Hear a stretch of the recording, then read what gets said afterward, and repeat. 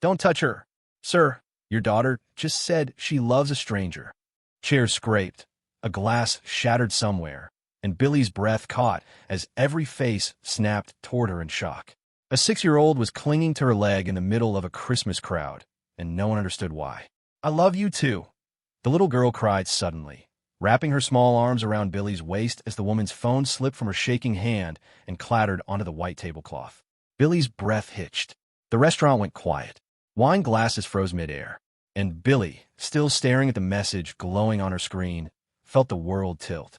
10 minutes earlier, Billie Holiday had been sitting perfectly still inside Del Mar restaurant at the wharf. The black silk of her evening dress smooth against the chair, the warm glow of Christmas wreaths reflecting softly in her glass of untouched wine. Outside the windows, the Potomac River shimmered with boat lights, and laughter drifted through the marina. She checked her phone again. 7:42 p.m. Her blind date was late, but not late enough yet to feel abandoned. Not yet. The waiter passed for the third time with a polite smile that lingered just a second too long. Billy nodded, pretending confidence she didn't feel. At 35, she was an award-winning event stylist in Washington, D.C. She orchestrated weddings, galas, celebrations for other people's love stories. Sitting alone on Christmas week shouldn't have felt this heavy. Her phone buzzed. She smiled instinctively. Then the smile vanished. I'm really sorry. I just can't do this. I'm not in the right place emotionally. No name. No apology beyond the sentence. No arrival. The sounds of the restaurant rushed back all at once. Forks clinked. Someone laughed too loudly. Billy's hands trembled as she placed the phone face down. Heat rushed to her cheeks. This wasn't new. It was just sharper tonight. She rose from the table, swallowing the ache in her throat, dignity clenched like a fragile shield. And that was when a small voice cut through the space beside her. Why are you crying? Billy looked down. A little girl in a red Christmas dress stood at the edge of her table, blue eyes wide with concern, small hands folded as if waiting for permission to care. Let's go back to where it all began. But before we begin, if you're ready to hear the whole story, click subscribe and let me know in the comments where you're watching from, because tomorrow I will be giving you another story just as crazy as this one, and you don't want to miss it. Now let's get into it. And standing there in Del Mar, with holiday lights trembling above her and a stranger's child quietly offering comfort, Billy had no idea she was about to step into the night that would change everything she believed about rejection, love, and family. I'm not crying, Billy said softly, forcing the corners of her mouth to lift. Just something in my eye. The little girl studied her without blinking, as if weighing the truth of that fragile smile. Grown-ups always say that when they're hurt, she replied. My daddy does too. Billy's breath caught. What's your name, sweetheart? Nina. She pointed to Billy's phone, still face down on the table. Did something bad happen on that? It's nothing I can't handle, Billy said gently, reaching for her coat. You should go back to your... Before she could finish, Nina reached out and wrapped her small fingers around Billy's hand.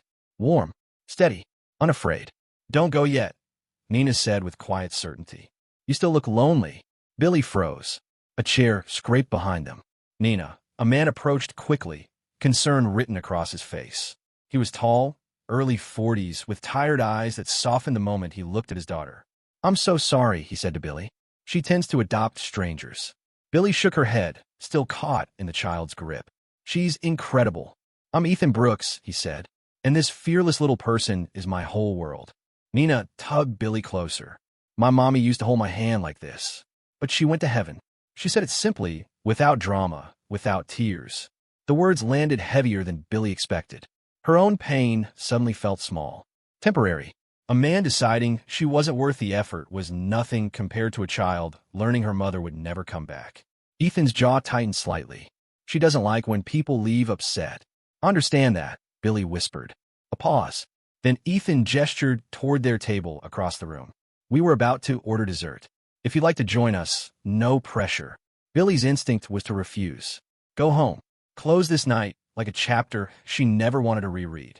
Yet she hesitated, glancing at Nina's hopeful face. Some moments are so quiet and fragile that they only change you if you truly see them. And the people who notice these moments the most tend to be the ones who still believe in good.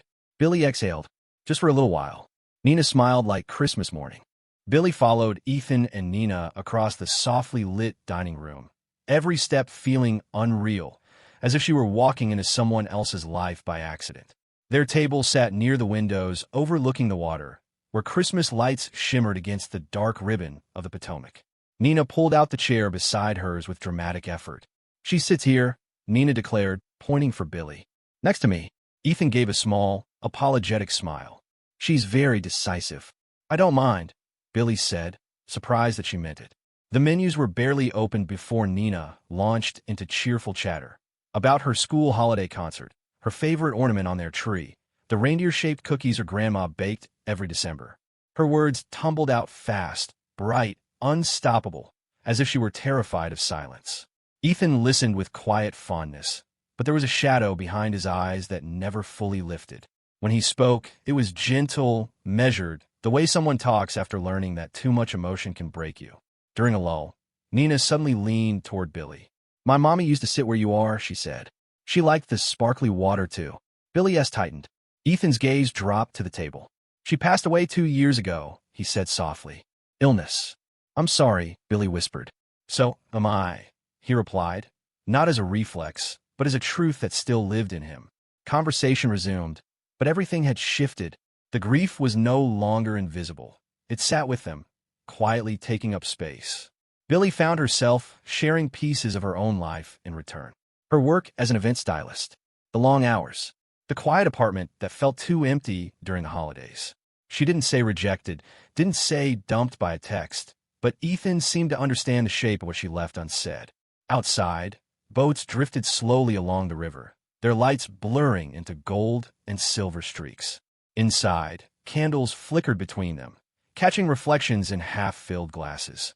When dessert arrived, Nina hopped from her seat and slid closer to Billy without asking, her small shoulder pressing warmly against her arm. "You're staying for dessert," she said as a statement of fact. Billy laughed softly. For the first time that night, it didn't hurt to do so. Across the table, Ethan watched them, this wounded stranger and his fearless child, meeting in the narrow space between sorrow and something that almost looked like hope. Dessert plates were cleared, but Nina didn't move from Billy's side. She swung her feet beneath the table, tracing little circles on the tablecloth with one finger, as if deciding something important. "My mommy went to heaven," she said suddenly. The words were simple, too simple for the weight they carried. Billy's breath caught. Across from them, Ethan stiffened just slightly, his jaw tightening as if he'd braced for impact. Nina, unaware of the storm she'd stirred, continued in her small, steady voice. "She got sick, and Daddy took me to the hospital every day after school. There were lots of machines that beeped. Mommy used to smile at me, even when she was tired. She told me not to be scared." Nina's eyes dropped to her hands. "But I was scared anyway." Billy felt tears burn behind her eyes. She leaned closer, lowering herself to Nina's level. "That must have been really hard," she said softly. Nina nodded. "The hardest." Then, after a pause, "Daddy cries in the bathroom sometimes when he thinks I'm asleep. I pretend I'm asleep, so I don't make him sadder." Ethan's hand tightened around his glass. He turned his face slightly toward the window, blinking hard. Billy realized then how small her own heartbreak suddenly felt. The sting of a rejection text, the humiliation of being left alone at a table. None of it compared to the quiet bravery of a child who had watched her mother disappear and learned to live with the space she left behind. Without asking, Nina slipped her hand into Billy's and held on tightly. Not playful this time. Needing. Billy didn't pull away. She felt the fragile weight of that trust settle into her palm, warm and trembling. Nina leaned against her side, as if she had known her longer than an hour, as if something in her had chosen Billy before her mind ever could.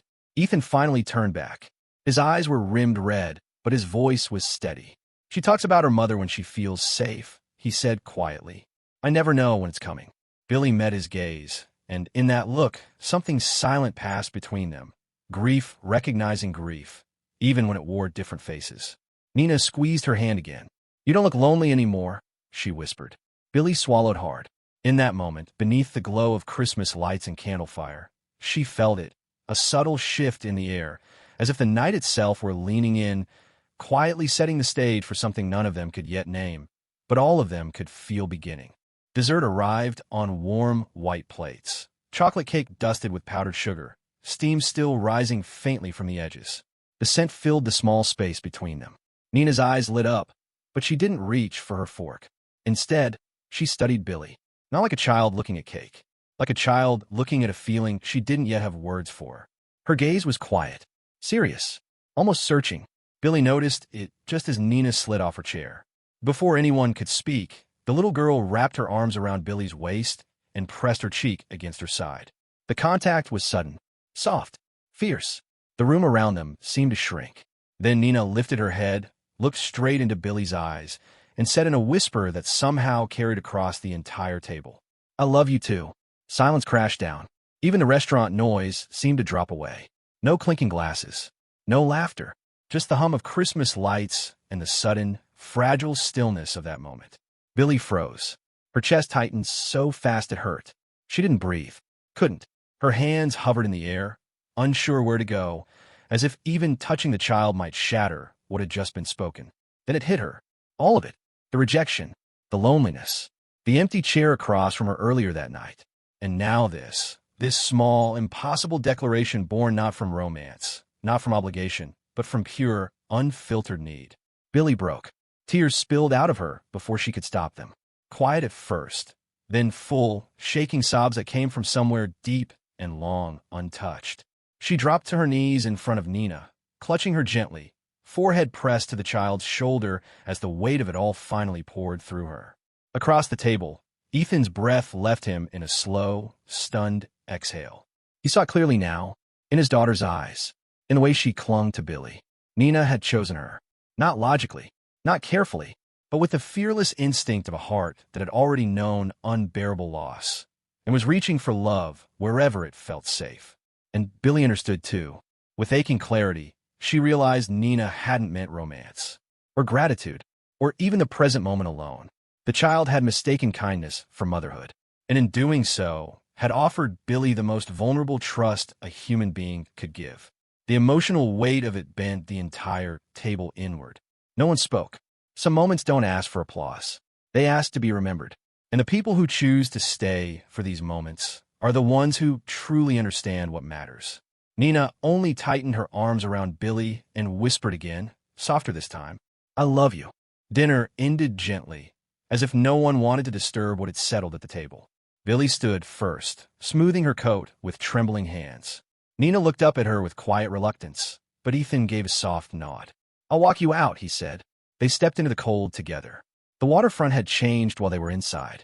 Snow drifted down in slow, delicate flakes, catching in the glow of the harbor lights.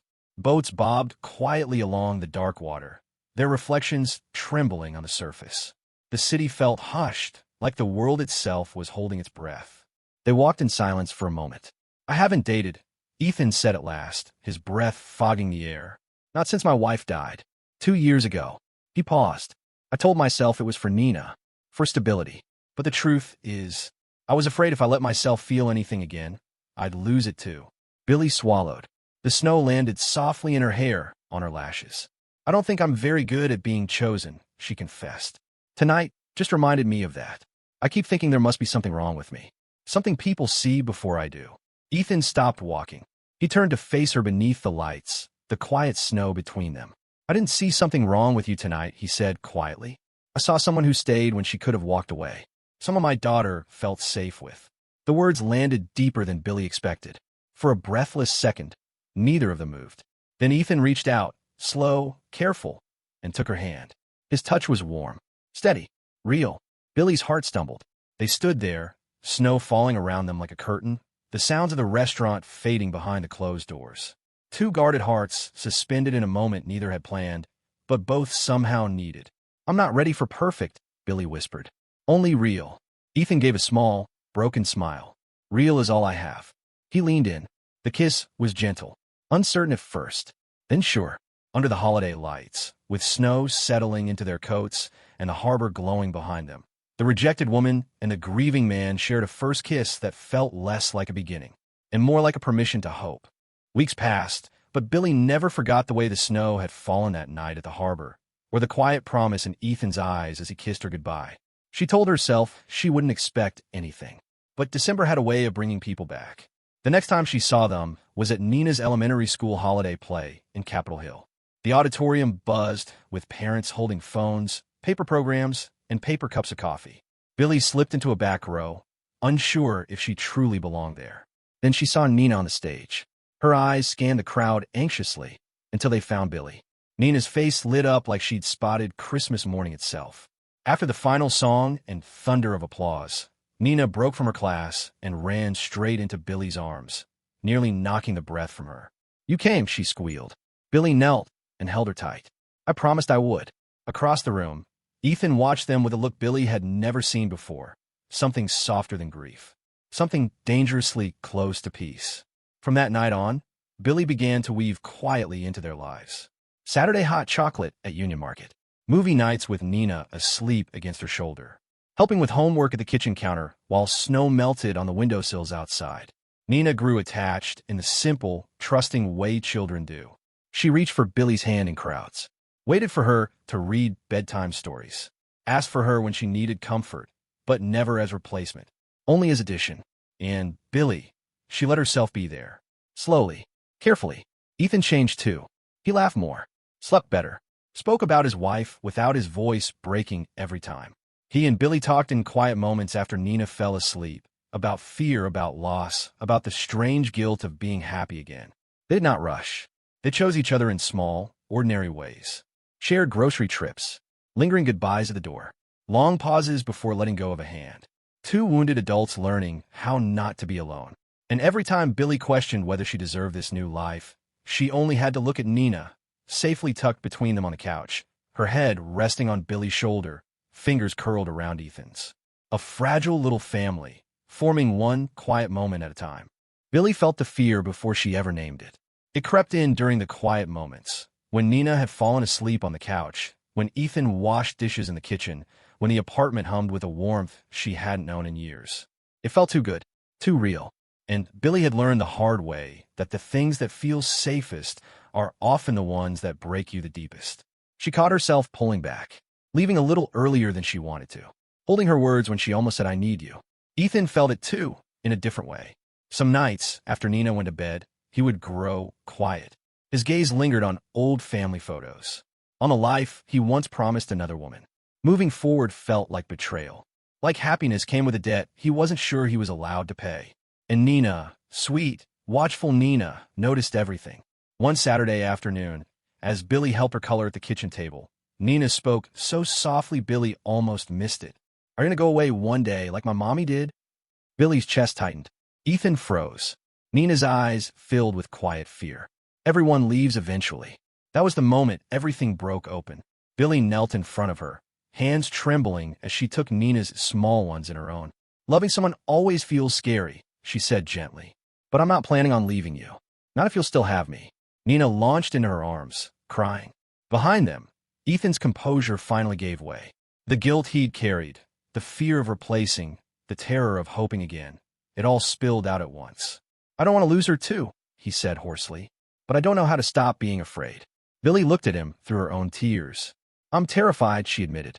"But I'm more afraid of walking away from something real than I am of getting hurt again." That was the choice. Out loud. On purpose. Ethan crossed the room and pulled them both into his arms. Billie and Nina held tightly against his heart like he'd been afraid to touch happiness without it disappearing. From that night on, things changed. Not overnight. Not perfectly. But deliberately. They started calling it our home. They planned ahead. Talked about the future. Took slow, faithful steps towards something steady. A family not born, but chosen. Christmas came back to the wharf like it always did. Strings of lights trembling over the water, carols drifting through the cold air, the scent of cocoa and cinnamon riding the wind. But this year, everything felt different to Billie. This year, she wasn't arriving alone. Nina ran a few steps ahead of her, red coat unbuttoned despite the cold, laughter spilling out of her in bright bursts. Ethan walked beside Billie, his hand warm and steady in hers, no longer hesitant. They weren't visiting. They belonged. Inside Del Mar, the same restaurant where Billie had once been rejected by a single cruel text, a small crowd gathered for Nina's holiday school performance. Parents filled the tables, phones raised, voices hushed with anticipation. When Nina spotted Billie in the front row, her face lit up like the tree in the corner of the room. During intermission, Nina darted straight to her. "This is my family," she announced proudly to her classmates, taking Billie's hand and then Ethan's. "This is my daddy, and this is my Billie." Billie's breath caught. Family. The word wrapped around her like something she'd waited a lifetime to hear. Later, as snow began to drift softly outside, Billie stood near the same window where she had once stared out in humiliation, clutching a phone that told her she was too broken to be chosen. Now she watched Nina spin in clumsy circles under the falling snow. Now she felt Ethan's arm slip around her waist. Now she knew the truth. That rejection hadn't been the end of her story. It had been the doorway. She thought of the woman she'd been that night. Small, ashamed, convinced love had passed her by. And she wished she could reach back through time and whisper, just wait. Sometimes the thing that doesn't choose you is clearing the path for what will. Nina ran up to her one last time that night and wrapped her arms around Billie's legs. I love you too, she said simply, as if it were the most natural truth in the world. And for the first time in her life, Billie didn't question whether she deserved those words. She just held the child close and let herself believe. If this story reminded you that broken nights can still lead to beautiful mornings, then maybe this is one of those moments worth staying for. What will you rate this story from? And what part of the world are you watching from? Comment your country below. Let's build a global community rooted in kindness and second chances. If this story moved you, don't forget to subscribe and share it with your friends. Your support brings us closer to our 1K subscriber milestone and inspires us to keep creating more emotional stories of resilience, healing, and Black excellence. Thank you for being part of our journey. Your presence matters more than you know.